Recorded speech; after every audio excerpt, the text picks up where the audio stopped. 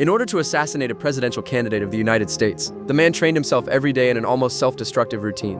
100 clap push-ups, with a D100 close grip pull-ups, 200 repetitions of 20-kilogram barbell curls. He strapped 2 holsters to his body, repeatedly reducing his draw time to 2 seconds, but he still felt it was too slow. So he took the drawer slides apart, sawed them into proper lengths, then bent a steel plate into the shape of an arm, and fixed it to the slides, adding rollers to hold the gun in place. A makeshift slide holster was completed. With a sharp swing of his arm, the pistol would slide precisely into his hand along the track. To practice his shooting, the man went to the shooting range every day with his 4 guns, pulling the trigger again and again with a blank expression, until every bullet hit the dummy's head with precision. As a retired Vietnam War Special Forces veteran, Nick suffered from severe post-traumatic stress disorder, with chronic insomnia being the most debilitating symptom. To pass the long, dark nights, he walked into a taxi company's hiring office. The manager looked at his discharge papers and asked if he could work night shifts and drive into the rough areas other drivers avoided. I'll work anytime, anywhere.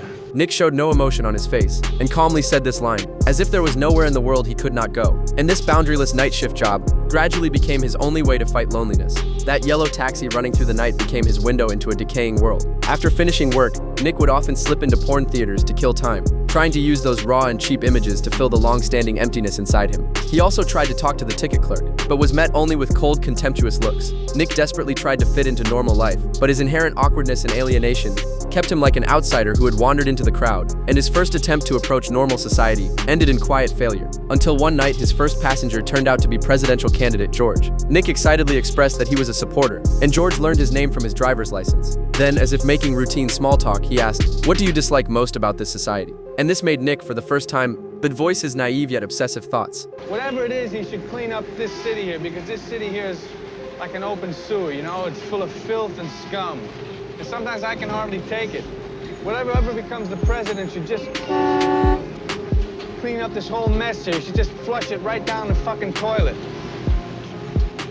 As an experienced politician, George had long been used to people like Nick, lost and obsessive, to maintain his image as a man of the people, even though he felt complete disdain inside. He still responded with perfunctory politeness. He even gave Nick a tip after getting out of the car, which made Nick extremely excited, and he kept praising him, saying he would surely become a great president. But when he looked up, George walked straight into a brightly lit nightclub. Neon lights reflected on Nick's silent face, and he suddenly realized that those who talk about changing the world had long since become part of this filthy city.